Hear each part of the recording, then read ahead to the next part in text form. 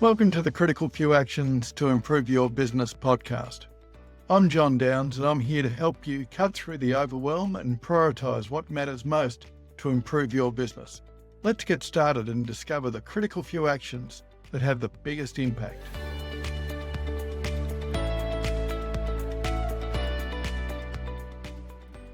Today, I'd like to introduce you to Grant Lingwood-Smith, who I've known since we first began our careers at Deloitte. Grant's often described as the man behind the CFO. He's been the group financial controller of many organisations, including Pacific Dunlop, Bristol Myers Squibb, MYOB, and most recently, Pexar. Grant, welcome. Hey, John, how are you? It's great to have you here. So, Grant, today I want to learn from your experience of helping organisations and their CFOs to support them to achieve sustainable, profitable growth. But first, tell me a bit about your journey. How did you first get into finance leadership? And what's been the key lessons that shaped your view of the role of the finance team? Sure. So way back in the dark ages, I think when we were writing with quills, I started my career or even my studies at RMIT and then ended up doing an accounting degree and found I had a love or a passion for it, which is quite scary. Most people find accounting not too passionate, but I love it. And I found I wandered into businesses along the way, John, that I was actually passionate about. And that passion, I think, has stayed with me through that journey, starting way back with Pac Dunn, which was a huge conglomerate, watching it grow, change, and then disintegrate, moving into companies like Bristol Myers Squibb, internationally driven, then an MYB where I went through one listings, 3 private equity acquisitions and disposals. And then at Pexar, where I was dragged over there by the ex-MYB CFO to do another IPO, which is a bit of my sweet spot, as you say, the man behind the man/woman, to help through those sort of structural changes. So it's the top end of the finance that I think I'm drawn to. Yeah, fantastic. And so when we talk about developing the organisation to measure, learn and improve, it sounds technical, but it's actually about creating a learning business, one that measures what matters, reflects honestly, and adjusts quickly based on what the reality is. So from your perspective, what distinguishes a great finance team in this space? Sure. Some of my views might be a little controversial for some of your listeners and that today in terms of, I'll be a little left field because I'm a very simple man in terms of structure's important, systems are important, process is important. You've got to get them in, you've got to lock them down. But I have been at a few businesses where that's become almost paralysis by process. Right. So I think the good finance teams know that's important. Get some people in that can get your systems right, get some people in that can get your processes humming. What's more important for your senior finance people, and particularly for your CFOs who I've supported over the years, is to get out of that detail, is to not get bogged down. When a business needs you to be focusing on the next acquisition, or they want you to be involved in demergers, or they're looking at some way to grow their revenue streams, they don't want you, CFO in particular, spending their time making sure the monthly pack gets completed, all the boxes are ticked. A CEO, I think, is heavily reliant on their CFO that usually sits as the right-hand person to them and supports them in nearly all decisions they make. Absolutely. And I think the CFO's role and the finance team in supporting the CFO is key in terms of you almost play 3 or 4 hats. You're policing, which everybody hates to hear. Oh, we don't want the finance team policing. But what does that mean? When you're policing, it doesn't mean you're saying no. I hate any CFO or any finance team that just says no. You've got a customer. The customer is the CEO. The customer is your executive team. The customer is eventually your board or whatever. How do you enable them? How do you help them make the right decisions? Sometimes that is no, but no is not the first answer. And I think it's working through and supporting them. And one of the biggest things that I think a good CFO does, it holds CEOs and executives accountable. And it holds them accountable with returns on investments. Look, that's a great idea. You've seen another shiny toy you want to run off and play with. That's fantastic. Let's talk about whether it's actually going to benefit the business, whether it's financially, structurally, future focused, whatever it is. And I think the CFO and the finance team play a major role in that. So it's about support, but it's also accountability. Oh, absolutely. Absolutely. And poor CFOs don't handle that very well. They become yes people and they think that's how they'll achieve success, and you can't be. You've got to be a fairly tough individual to know you can have, and it depends on the CEOs. As we've all worked for some CEOs that their way's the highway, but you've got to find a way to make them understand that if their way's the highway and it's going to sink the ship, then maybe we do need to pivot. And that's a skill set. That's a real skill set. And I've watched good CFOs, and I'm trying to practice it myself, where I can stop someone and say, I understand what you're doing. I love what you're thinking, but you do realize that this is either strategically all wrong for us, and why. You've got to be able to back up the thoughts or take them down a journey of this just doesn't make sense. At the end of the day, they've got the decision. They've got the D in the old rapid, as we used to call it. Yeah. But you're there to help them understand the risk and is it really the right decision for the business? Yeah, I saw a horrible example of that just 6 months ago, 12 months ago, actually, having a look at a business that was aiming to grow, and their CEO was a real innovator, an ideas guy. And nothing wrong with an ideas guy. Unfortunately, he harnessed himself to a CFO who didn't apply that critical thinking you just described. And he felt that his view was to support the CEO to do whatever he wanted to do. But there's a difference between being a supporter of the CEO and helping him achieve what's appropriate to do, as opposed to just being an enabler. And this guy, over a period of 4 years or 5 years, his role as finance guy, call him CFO maybe, but not really. And so whenever the CEO had a great idea, he went out and found funding for it. Yeah. And of course, that was great, except for the fact the CEO came up with another great idea 2 weeks later or 4 weeks later or 6 weeks later, and more funding was gotten as well. And so by the time we had a chat about this, they were 6.5 million negative net assets. And each time they had a great idea, they just reached for a bigger shovel to dig a deeper hole.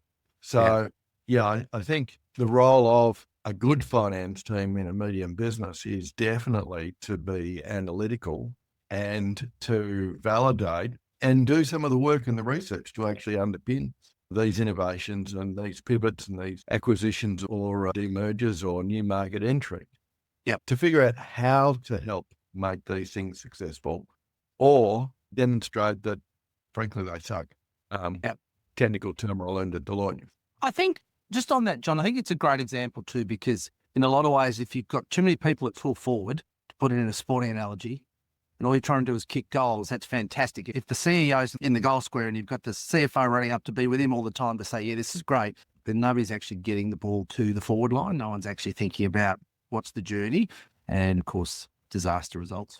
Yeah, disaster certainly can. So Grant, let's start by just thinking about budgeting and tracking performance. Budgeting usually either creates rolling eyes or snoresville, but I think it's actually an important part of the fabric of figuring out how you're going to actually achieve your vision.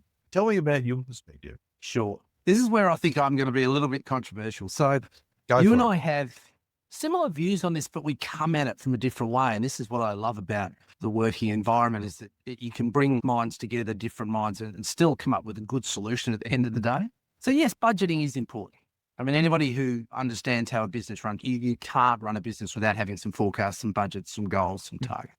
Goodness me. I worked at Pacdun. Actually, I won't name names. We won't name Pacdun. And at Pacdun, they basically spent 6 months of the year preparing budgets, getting themselves set, understanding all of their businesses, how they fitted together, how they were going to drive the final number. Good thing was they had, I think it was 40 or 50 accountants that worked in their FP&A and budgeting team, which was fantastic, and all the costs that went with that, to create, this magnificent model that at the end of the day, and I found this time and time again through my journey, came up with a number that quite often then tied into what the starting point was 6 months ago that the top down were looking for. And there might have been a bit of structure to it, which is fabulous. And they'd lock it all in and the reports would be fantastic and the presentation's awesome. And then a month later, when they sold off a business or they bought a new business or there was a change in the economic factors, It changed. Yeah. And it pivoted, as it does. The economy we live in and the business world we live in is changing daily, week, month.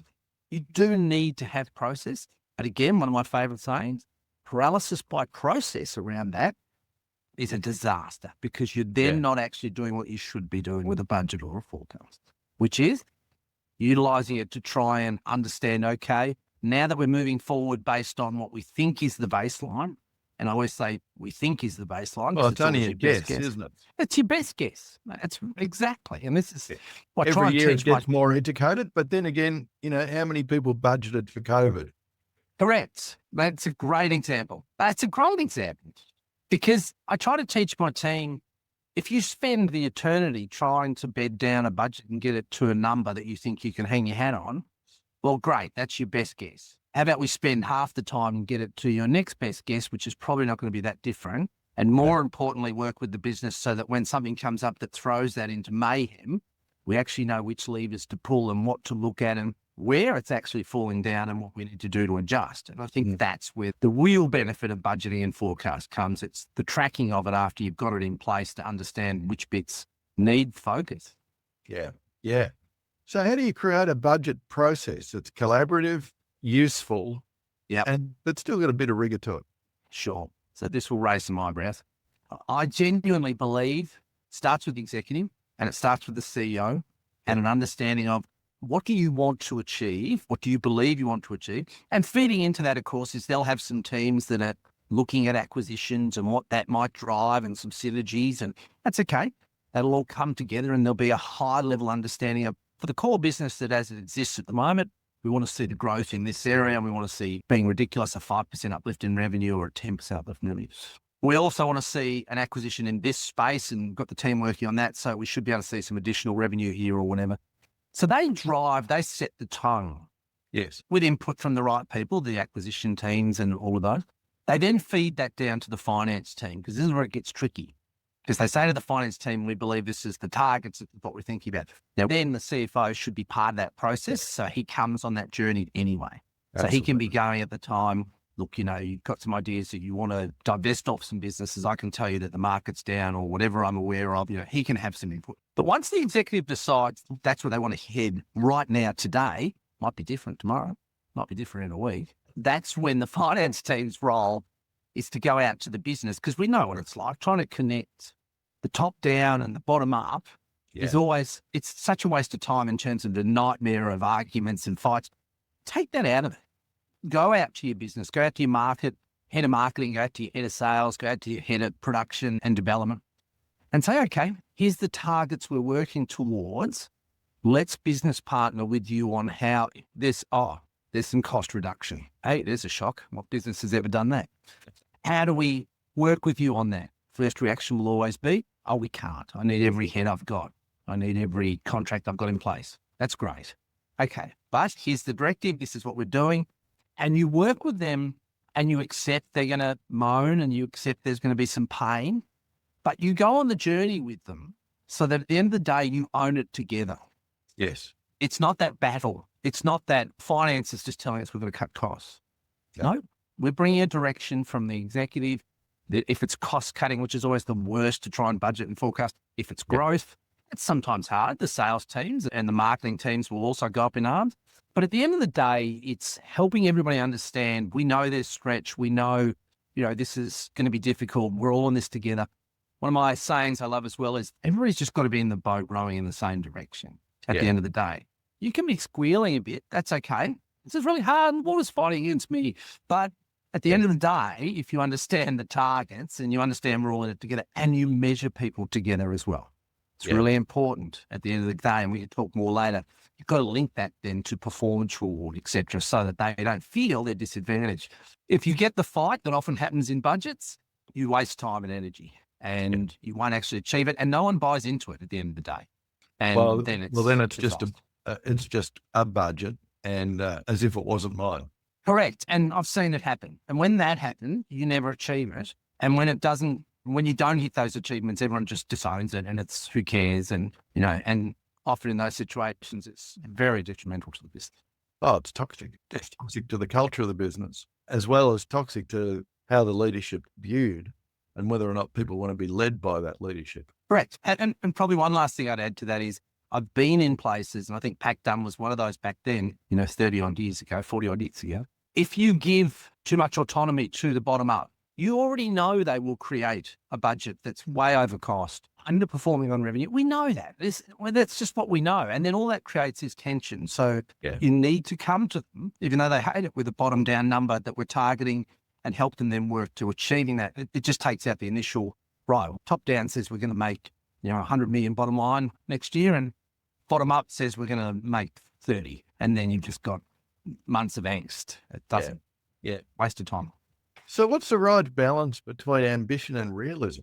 Good question. I think your ambition's got to come from obviously your executive leaders, etc., because they're the ones that hopefully should have the vision and the understanding of what they want to achieve. The CFO plays and wears the hat of realism. Yeah. And that's why it's so important, because to your point with the executive that just wants to buy, and the realism hat says, well, I realize eventually we won't be able to service our debt. We'll go broke. Yeah. It's that simple. And it's a role that a lot of CFOs don't like to play.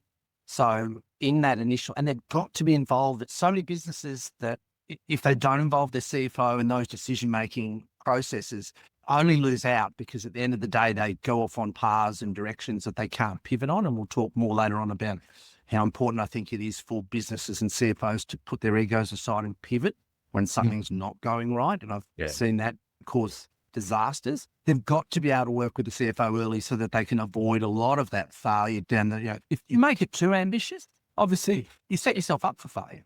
Yeah, of course. But you've got to have stretch. And then it's getting people to buy into that stretch, because they'll always feel like it's going to be hard to achieve. The troops in the trenches and the ones out there taking the bullets and crawling through the mud will always feel like it's a hard slog. How do you make them feel like they're incentivized to be a part of it, and that it is at least reasonably achievable? You don't fool them. You don't say it's absolutely no problem, this will be a piece of cake. It's the conversations you have. And I guess that's sort of where it comes to that important part about how do you stop it from being a purely financial or spreadsheeting exercise? Correct. Completely disconnected from the real operations. Correct. You build an excitement in the business. If it's a stretch, and that stretch is trying to find a business that's a synergy for us, and how do we buy that, and that is a stretch, and they don't grow on trees, but it's getting the business excited about that opportunity, letting them understand what it does for them in terms of growth and what role they play in it. Yeah, look, I think that's so important, but I guess the really key thing here is that and we agree entirely on this. You need a budgeting process because it gives you a starting point. It's a way of saying, okay, here's our vision. Here's what we're going to do over the next 12 months to get us closer to that vision. It's our best guess at this point in time. That guess will be out of date tomorrow, but it's our starting point. And we're using it to help us make decisions and focus our efforts over the coming year. And it will have to change, or we will have to actually make alterations to the way we go going forward. So it's a great summary. It's a great summary, John, because you do need it, and you do need to have something to measure yourselves against. And you've got to have the right personalities to realize when it does change, you don't kick yourself about it. You just pivot and think about, well, what's changed and what's next. Yeah. Okay, so we've got a budget in place. So I guess then one of the crucial roles of a finance team is how they create and use management information. In many medium businesses, reporting is either overwhelming or underwhelming. What have you found that makes the biggest difference between sort of numbers for compliance versus information for learning? I'm becoming very conscious I'm going to come across as a very lazy accountant, because I keep saying, let's do less, let's do less. So I'm going to say it again, let's do less. I've worked at a number of businesses where, again, paralysis by process, a CFO report, monthly CFO report, got to be done, internal, got to knock it out, became almost debilitating to actually getting anything else done. So at the end of the day, what ended up happening was the finance team and the CEO, a CFO sitting over the top of them, driving them to make sure that slide 7 was finished and slide 6 had the right colours and have we got the right font on the front? I think that's the company font. When you end up in that scenario, and I've been there, it is horrendously negative and detrimental. to the finance team itself, you feel like you're just a bunch of processes and it doesn't add any value to the business. So I've seen at PEXA, for instance, recently, a really good change with the changeover of the CEO and movement in the CFO as well, where they threw out the massive monthly pack. They went to what are the key things that we want to know. So a daily, revenue snapshot, which is much more important. Yeah. So you can pivot and through the months try and change or understand, and a big business like PEXA that's trying to move the Titanic a little bit, but, it's sort of like a big boat going in one direction. But at least you're aware of, things are not falling in the right place. And then a snapshot few pages. Now, the snapshot few pages will vary per business. This is the key thing. Sure. What does this business want to measure? Well, it's business A, business B, business C. It's different. Is it our revenue line? Is it our costs? Is it our recent acquisition and how it's integrating? It's got to pivot and it will change. Your CFO report's got to change every month. Not for the worse, not for, adding more slides, replacing a slide. Don't measure BAU. Things that, if your costs are under control, the CFO can take ownership of that and say to the executive or I'll let you know if costs are out of whack. I've got that. I'll give you a bottom line number of where it's at and whether it's in line with budget. That thing we did 6 months ago that we just locked in. We've pivoted a little. More importantly, I'm going to let you know that, hey, that acquisition that we had recently that we thought we'd get synergies out of and we thought we'd see revenue growth, not happening.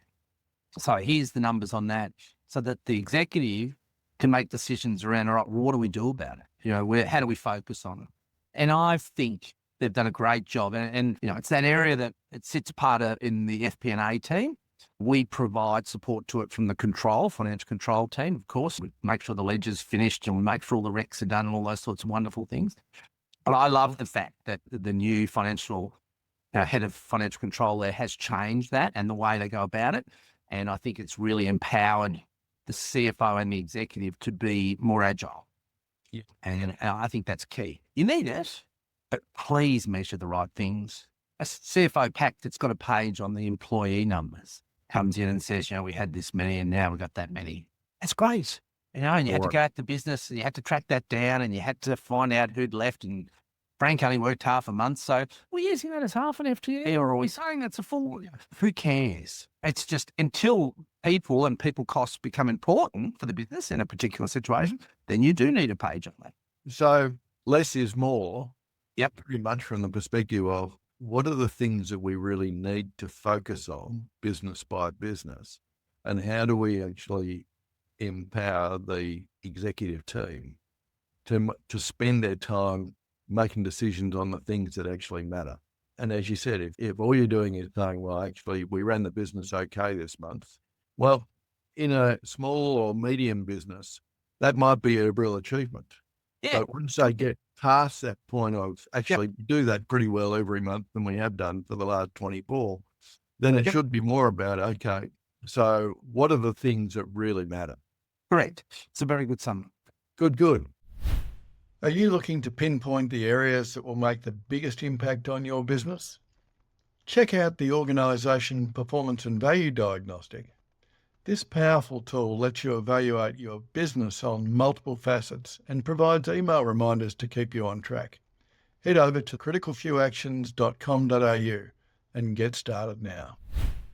And so how should CEOs think about the information that their teams need versus what they want? What's the finance team's responsibility in shaping that? Sure. It's always a tricky one. And often when you talk about the CEO and the pressures they're under, I love watching really good CEOs at work. And I've seen some good and I've seen some bad. They're under pressure from a lot. And a lot of the time the pressure comes from the board these days. We understand the boards, particularly of listed entities and mid-range entities. There's a lot of responsibility. Yeah. There is a lot of responsibility. And they're held accountable now more than they used to be. And there's nervousness. I see it in the PEXA board now in terms of, we across this or we across that. I read in the paper yesterday that there's they're looking at this and yep, absolutely. All the right questions. The CEO often can get caught up in okay, we need to give the board this, we need to give them that, and we'll pull this together and we'll look like we're a great business. That's good. That's great. The CFO's role then becomes managing that funnel and trying to help them understand that, look, why don't we quarterly give the board, or even, half yearly, a snapshot on these things that are not that important to the business, are the things they're going to be really measured on, and try and manage that flow. So we're not doing it monthly. We don't have those big, huge packs that flow up and then end up in front of the board or wherever they end up, or in front of the executive, because often the executive's the same ilk. No one's ever going to read the damn things anyway. Correct. Or because they Exactly. see them so often, they don't pay attention to them anyway. It's a fabulous, exactly. And that's what used to annoy me so much, to complete those massive CFO packs that just, no one read. You'd rather they got a report that said, look, here's the report. If you want to read it, it's there for you every quarter. And it does tell you that we've met these risk analysis, and it does tell you that we've complied with this and all of those things that you want to make sure. But more importantly, here's some information on how we're tracking as a business against the budget and the forecast. Here's the latest acquisition, how it's going. Here's some thoughts that, at the moment, the mergers and acquisitions team have put together a slide on some potential acquisitions that you might want to look at. And it focuses them, a one-pager. I mean, I know what it's like. I talk too much, as you know, John. It's one of my lovely traits. And I try to make sure when I'm presenting to someone senior to me, I try to dot form it. Yeah. Because if I don't, I lose them. And it's the same when you're reporting. Yeah. Once you give them those long, wordy, thick packs, they file them, they feel secure, they feel comfortable because somebody's done them, but they don't realise that on about the third page you wrote, hey, by the way, we've just hit an iceberg and the Titanic's about to go down. Let me know if that's a problem. Yeah. We should have been in 24 point on page 1 as the first, second or third bullet point, possibly after our safety history. Correct. And so when you put that sort of system in place, what happens to the culture of accountability in the business? I think it goes through the roof. I really think, because the CFO then delegates down to their systems finance team. Hey, I need the right systems. I need the right processes. I just need that to work. I need payroll to function, accounts payable to function. Please, I don't need to be involved. I want to be involved in that. So that happens, and they get ownership and they get that right, and they feed the right information. Then what happens is the CFO can then take themselves out of the detail. Yeah. There's nothing worse than a CFO that's drowning in the detail. And we'll talk a little bit later about potentially why CFOs fail. And if they're out of that detail, it then means they can sit with the CEO and the executive and advise them on the things that are key and need to be focused on. And therefore, everybody becomes accountable for what's important to them at the level they're paid for. Yes.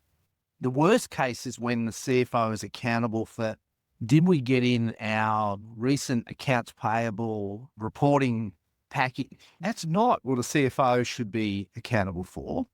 He should be accountable, or she should be accountable for, are we meeting budget? Are we going above and beyond? Are we managing, what we need to? And are we identifying the issues and the challenges and then making the right decisions on how to pivot on them? And I think that's where the accountability for a CFO becomes more exciting.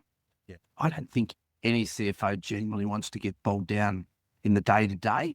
They need to be across it, but they need good teams. And I think a really good CFO employs good people behind them. And I think that's why I've loved being part of teams and being the right-hand person to a good CFO, because I've once been described a couple of times as almost like a Rod Marsh, which will be a reference that's too old for most people, but just a safe pair of hands. Yeah. So if you've got safe pairs of hands that can get those things done, the accountability goes up the chain. We're accountable, so I know I'm accountable for getting the annual report out. The CFO doesn't care. Just get it out. It's numbers. He wants to worry about the investor presentations that come out of that. He wants to worry about the messaging. He wants to worry about how they sell the business to, the shareholders, the public, the investors.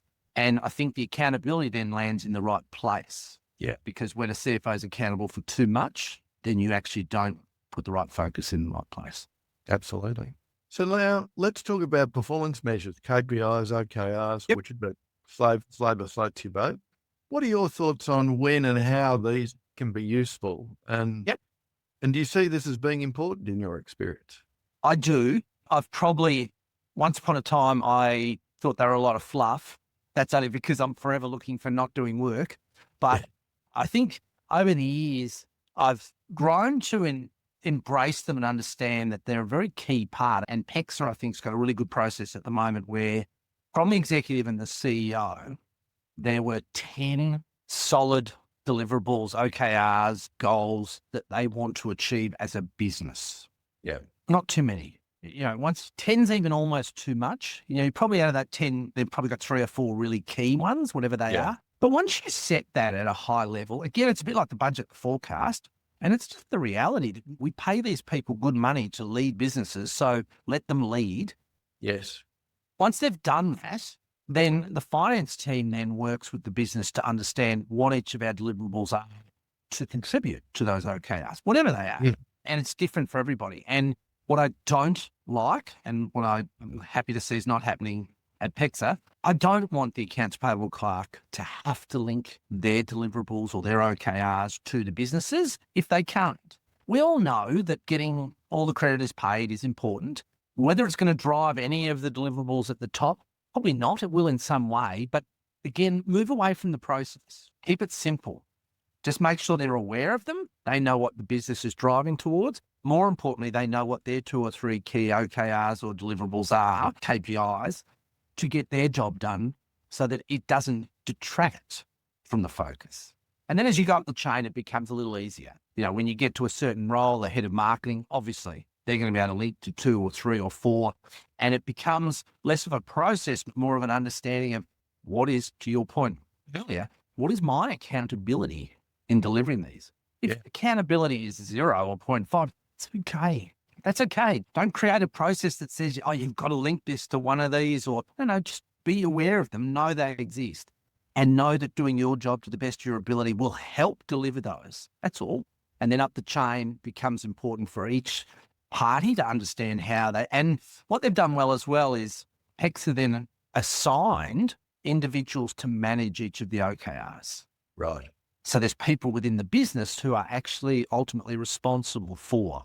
And therefore, I like that too, because, so often there's lip service to these things and you get to the end of the year or you get to a reporting, get in a room and did we hit this OKR or did we hit this deliverable? No. And in a poor business, luckily I haven't worked for too many of those, but in a poor business, they suddenly go, well, why did that happen? It's quiet, silence. Nobody actually knows because nobody was actually really measuring it. Nobody was actually really keeping an eye on it and nobody had accountability or ownership for it. So I think they are important. And I think it's interesting. So late in my career that seeing the way PEX has done it probably has brought together all sorts of different processes. Some I've loved, some I've hated. But I think they've got it really right in this latest sort of, since the new CEOs come on board, this latest rollout of these. Fantastic. And talking about OKRs, KPIs, your thoughts around OKRs and what they're there to achieve. Tell me a bit about your perspective. Sure. And maybe how it's actually been rolled out at PEXA. Is that something they've always had or? No, they've always had it, but I think it's been too much of a process as opposed to an actual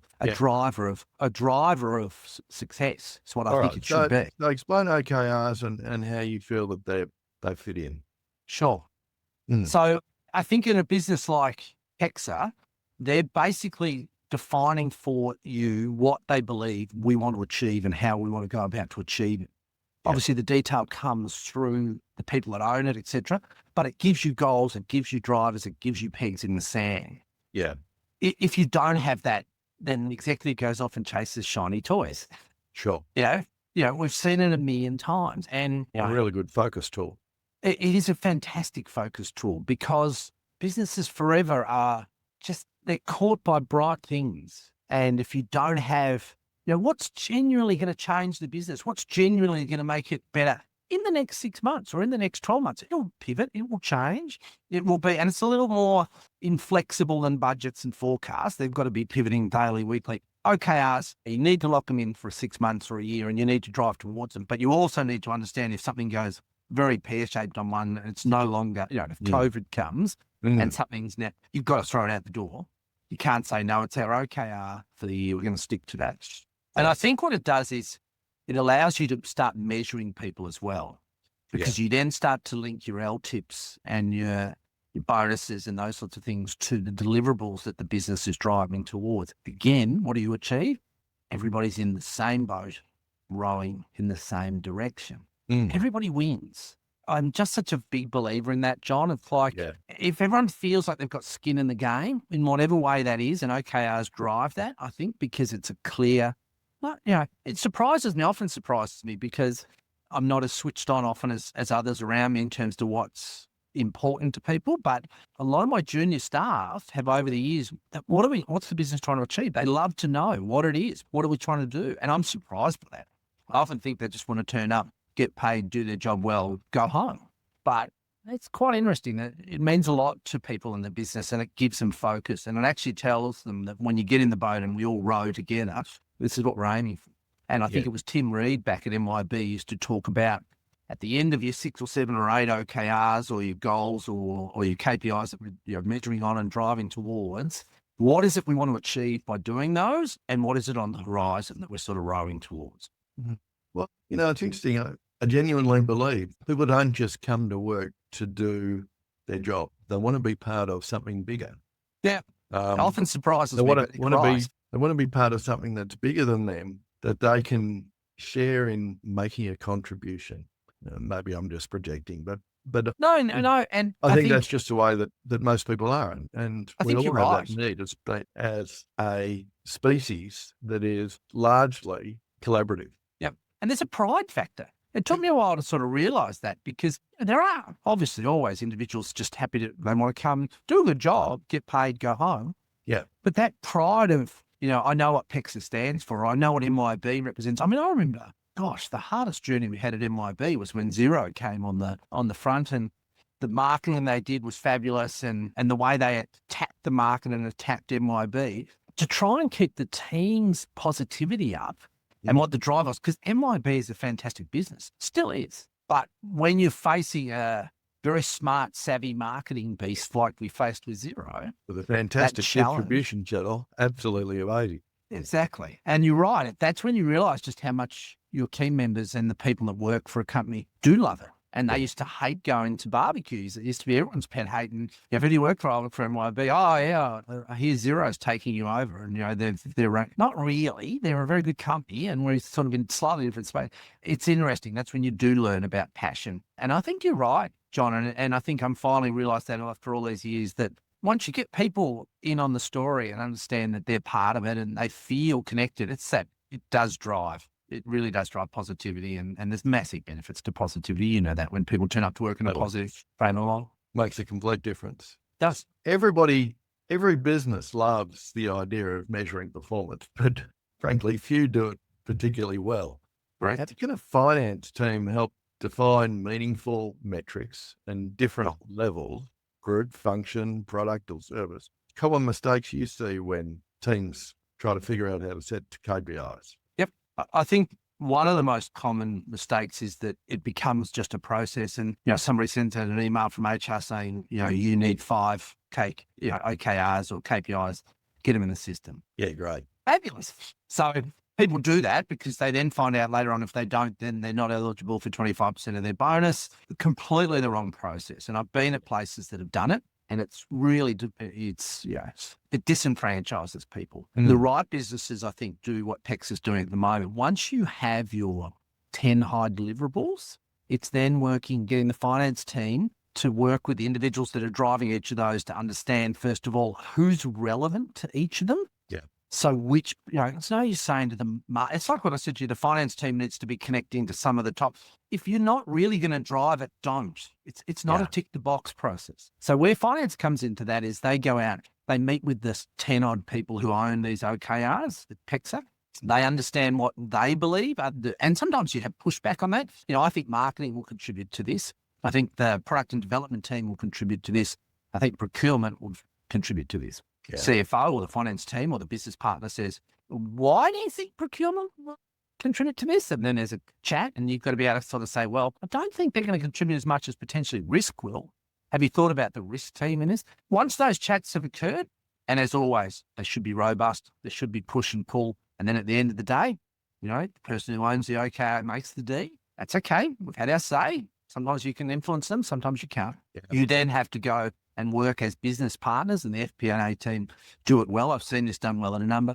To say, okay, here are the genuinely key KPIs or OKRs that we should be measuring you on. And you might be involved in a couple of the different high level, and then you might have your own. Let's not have BAU ones. Please, I really do need you to turn up, and the payroll manager, I'm expecting you to pay people. Let's not have that. But Yeah.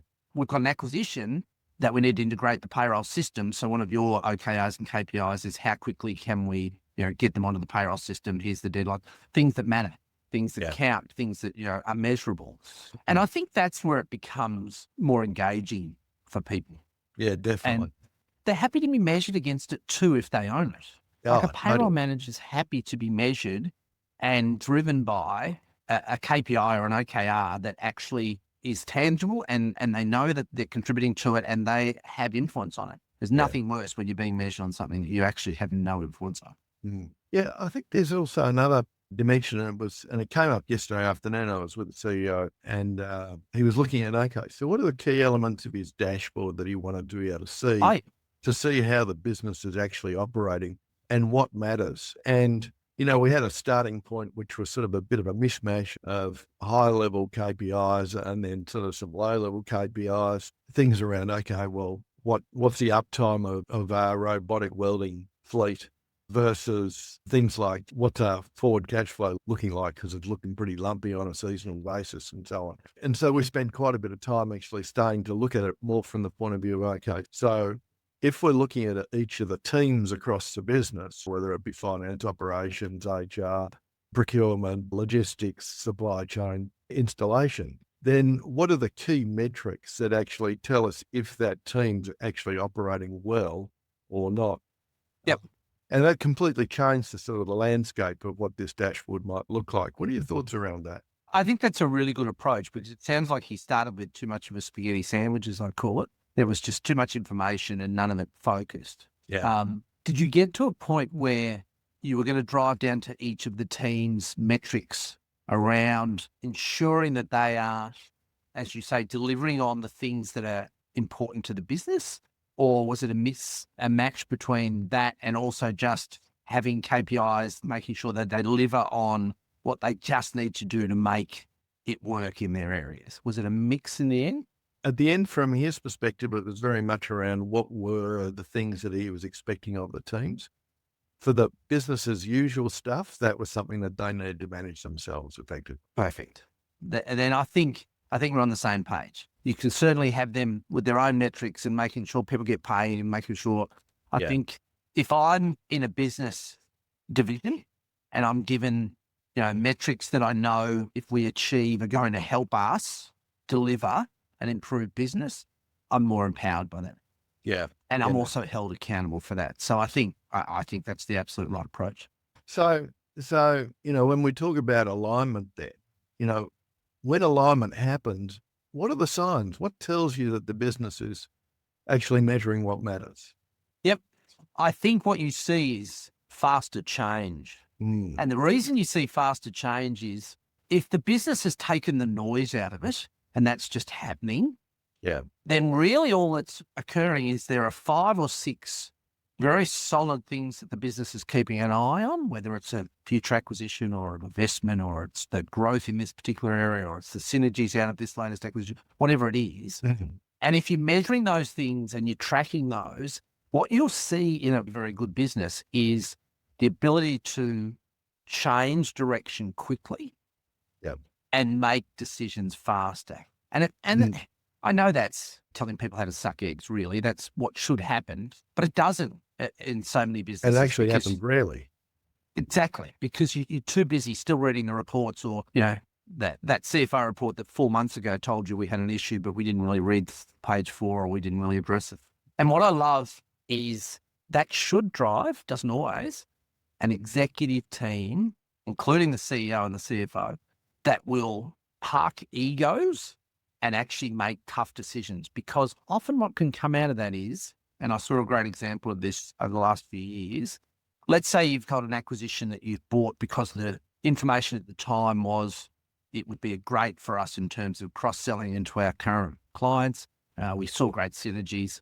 We buy it, we bring it in, we don't embed it appropriately because we didn't have the right structures in place and the right metrics. Now we're a couple of years down the track and we've got the right measures and processes in place and you're now suddenly measuring this. And suddenly on the front page coming into the executive is this business that we've acquired is failing And not only is it failing, we now believe we can no longer achieve what we thought we would. Now, the old businesses, wouldn't have known that was even happening, and it would have just kept going in the background and lost in the wash of the bigger business. The middle range business would have been, okay, that's awful. Let's just plow more money into it and let's just try and do something to save. What I saw was an executive that could stop, even though they were the ones that bought this business, get a team to analyse whether this was the case. So, obviously you have someone go off and go, when the team came back, just they were able to focus on it because they knew about it. They presented a report saying, this business will never deliver what we thought it would. We need to get rid of it. Yeah. And they got rid of it. And that's hard. That is really hard because the CEO and then the CEO and the executive had to say to the investors, we thought this was 2 years ago the right thing. We didn't implement it as well as we should have. And it's now failed and we're not going to spend any more time or money on it. We're going to move on and we've sold it at a loss. Yeah. I think that was for me a great example of where you benefit from truly understanding what's going on in the important parts of the business. Yeah. That's where that reporting really drives and you see change and you see, because it's so easy for executives to just put their heads in the sand and everything just flows and we'll find another shiny toy and we'll do something different. So I think you see faster decision-making and you see change happen in the business really quickly. Yeah. Yeah, absolutely. Tell me your thoughts around reflecting and replanning. So we know that pretty well the minute that you sign off on a budget that it's wrong because it's our best guess. And hopefully every year as we do our next best guess, we get better at it. But the simple reality is there's a whole bunch of things outside of our control that we can't necessarily factor in. And so as a result, these things are going to change. So tell me about your thoughts around reflecting and replanning, because quite often this seems to be skipped over because everyone's too busy in the whole execution phase. Yeah. But the best organizations build reflection into their rhythm. What does a healthy reflect and replan process looks like from your experience? I think you just answered your own question when you said they build it into their rhythm.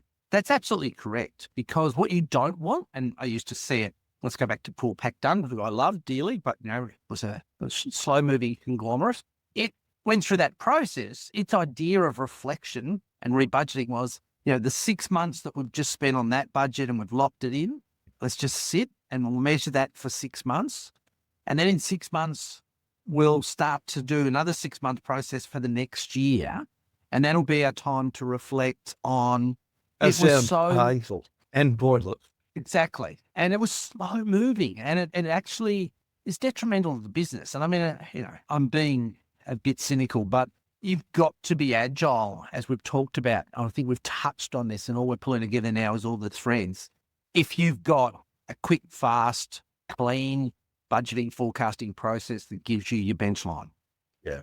If you're not bogging the business down with over reporting and you're reporting on the things that are key within that budget, and those things are flowing on at worst, a monthly basis into the exec. Some execs meet weekly. PEXs does that. Then your reflection and your rebudgeting is, to your point, it's intrinsic in what you do. So this was where our benchline was at the 30th of June.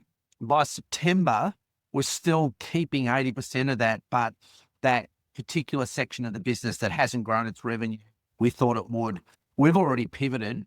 We've appointed an individual within the business to drive looking at that, understand what's not working, come back. And so you're already, to your point, intrinsically built in this ongoing continuous rebudgeting, this ongoing continuous reflection, because a great example of when you don't do that is what happened in that last example I gave. When you buy a business, and I think this is one of the greatest failings of businesses who love shiny toys and buy a business and they bring it in, they do not put the effort and the energy into employing a team of people that will embed it. There's going to be great synergies. There's going to be, wow, we're going to sell it into our clients, particularly if you've got an internal mergers and acquisitions team. They love to sell the story and they're often incentivized on how many acquisitions they do. There's a conflict. So we buy this business and it just gets, I call it thrown over the fence. Yeah. Yeah. And everybody's doing that. and everyone's doing their BAU and trying to do everything else, and that's there. If you're not measuring that, if that's not one of your KPIs or your OKRs, if that's not one of the things you're reporting on, then it'll be 2 years, as I said in the last example, when finally somebody goes, excuse me, just want to point out that this business, it's not working.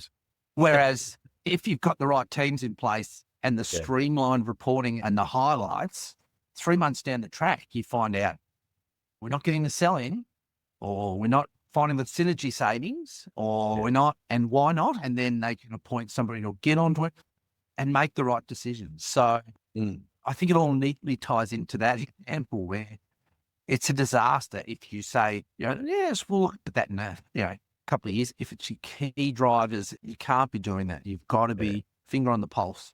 Yeah. So how can a finance team then create the conditions for honest reflection without turning it into a blame game? What are the key questions leaders should ask at the end of each cycle? Yep. I love, to me, a really strong leadership team supported by a finance team does not have any egos around this. So the finance team needs to be that support and that conduit in those discussions around, let's identify what's gone on. Yeah. Let's try and understand why it hasn't happened. And let's talk about, and I love this saying, what's next, not what was. Once you've identified that, businesses that, and look, luckily I haven't worked for too many businesses like this. If you get bedded down in going out, and the first thing the CEO does is says, all right, well, who bought this business? Frank. Right. So let's march Frank to the front doors and we'll put a bullet in him, throw him out on the street, and we'll set an example. Yeah. That's not great. Frank had a good reason at the time for this acquisition. He was supported by a number of business. Yes, let's identify what went wrong so we don't do it again. I always say to my team, we'll make mistakes. I say to them, I'll make many more mistakes than you will. Let's identify them because we're having a go at things. We're trying things. Let's make sure they don't happen again. Let's put process and structure in place to ensure they don't. But more importantly, the finance team becomes the conduit to say to the executive, yep, we'll work out what's happened, what's gone wrong. We'll work with the business. We'll give you a paper on that so that we can then deal with that. But more importantly, they focus the executive on the more important factor of what's next. Yeah. What's next? Absolutely. What's next? And I guess that's sort of, all of this discussion then leads us to the point where, a really good finance team knows their shit. They've got their processes in place. They run the finance function of the business well. Our businesses, as usual, is an essential part of the fabric of the business, the infrastructure of the business. And that allows the finance leaders and the CEO to then make good, well-informed decisions on a regular basis that is based on current information so that they can think about what next. Correct. We're enablers. You're just enablers. Yeah. If you really want to kick off your strategic planning and work in a supportive environment with other CEOs and leaders, the CEO Masterclass in Strategic Planning and Implementation is for you. This 10-month small group course helps you craft your strategic plan, present it to a group of peer investors, and develop a habit of monthly implementation. Our waitlist is open now at CriticalFewActions.com.au. You've worked in organisations with a variety of different CEOs. Yep. How would you describe the features or the characteristics of some of the best CEOs that you've worked with from a finance team perspective? Sure. And what do you think are the characteristics of a good partnership between a finance team and a CEO? Yep. First, what do you think about a good CEO? And then secondly, that partnership. Yep. I think you touched on it really early where I could never be a CEO. Why? I could never be a CEO because I don't have that entrepreneurial, visionary, strategic thought process. Because that's what they need. You are leading a business. You are leading people. You are leading a boat that we're all in and rowing.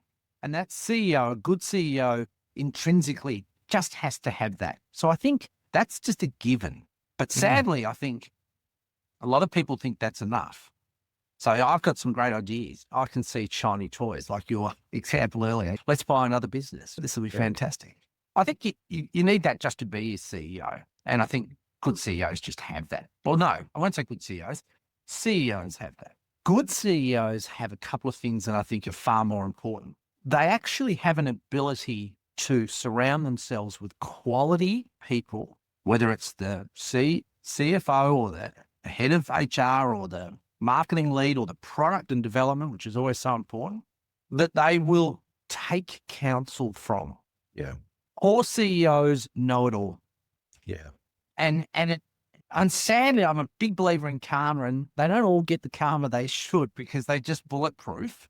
Oh, the business went bankrupt. I'll just walk away, and 2 years later, I'll pop up as the CEO of another business. It irks me, and it irks me a lot. Accountability is that, okay, I need counsel. We talked about it earlier. Mm. You know, your CEO can be in the goal square and kicking 20 goals. If we need to say we need to play slightly differently or there's risk, they need to be able to listen and they need to be able to take that counsel on board. Egos, which is so important and intrinsically part of a CEO, can be their Achilles heel. Yeah. And I asked our new CEO, because I asked the tough questions. Everyone else says to me, well, I can't say that.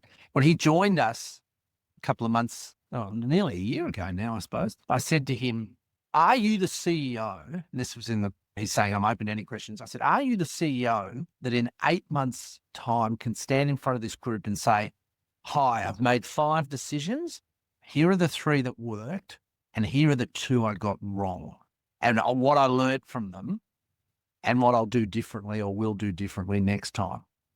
That to me, if you are that CEO, and of course he said, yes, I'm that CEO, I can do that. The proof will be in the pudding. Yeah. That CEO is the one that will at the end of the day, be the best leader of the business. Yeah. Because you will not get everything right and you do not know everything. And as much as these are very often very intelligent individuals, they need the rails around them and they need to take counsel to make sure they make the best decisions as often as they can. And they'll still make mistakes. Yeah. How does a CFO play in that space? Like we talked about earlier, you've unfortunately got to be the police sometimes. ROI, ROI, ROI. That's a great idea, John. Really love what you're thinking. Yes, you can stroke the CEO's ego. That's not a problem. Gee, you look good today, John. Just thinking though, on this acquisition, where do we think we're really going to see the revenue streams come through? And then even say to them, give me a day or two. I'm just going to put a couple of things together, or a week or a month, I don't know how big the project is, and come back to them and give them evidence of why I don't really think this is going to work and why. Or, yep, no, I think it can, but we're going to have to do these. If we do buy this business, we're going to do this. You have to play that role. And at the end of the day, you've got to be tough enough to know that some CEOs, poor CEOs, will go, no, I know better. We're just going to keep kicking the ball down the middle to me, and I'm just going to keep marking and kicking goals. Yeah. And eventually, when you get a good CEO, he realizes that may not be the way every time. And in fact, we're actually going to share the ball around on the half forward line. We're going to cross over and then sneak it to him in the pocket. Yeah. Gotcha. It's not rocket surgery. Yeah. We all think and we love to believe that what we do is so complex and so difficult. And when I talk to my own teams, and CEOs need to take this sometimes, I say to them, yep, I've done listings, I've done IPOs, I've done private equity acquisitions, disposals. They're all pretty intricate and they're all pretty difficult. But if you do 1 or 2 or 3 and you learn, then you'll do them too. Yeah. So we just got to realize it's not rocket surgery. We like to think it is. Those good CEOs will actually take counsel. They'll still make tough decisions. They're accountable. But I think we're seeing more of those these days. I think the old cowboys are less prevalent, and that's a good thing for business. Yeah, I think you do right.